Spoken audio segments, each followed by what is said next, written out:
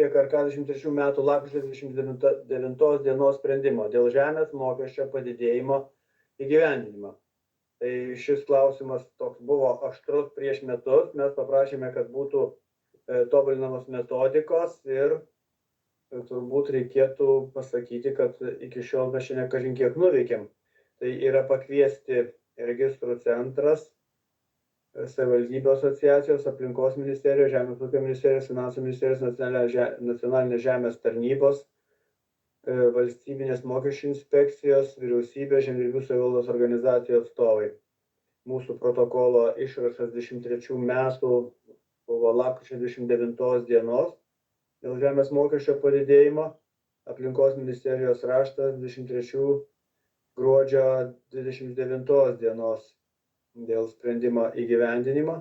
Toliau Lietuvos akvakultūros produktų gamintojų asociacijos raštas dėl žemės po tvenkiniais vertės nustatymo. Toliau savivaldybių asociacijos laiškas dėl duomenų gavimo iš registrų centro valstybinės žemės nuomos mokesčiams apskaičiuoti ir Žemės ūkio ministerijos pažyma. Komitetas prieš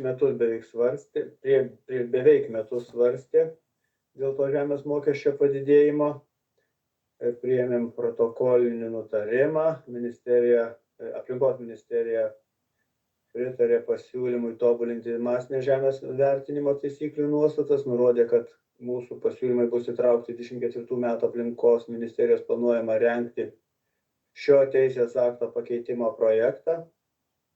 Tai Lietuvos akvakultūros asociacija prašo inicijuoti žemės vertės nustatymo metodikos pakeitimą, išskiriant žemę po tvenkiniais. Toliau savivaldybių asociacija akvakultūrą tai rašė rugpjūčio 26 dieną.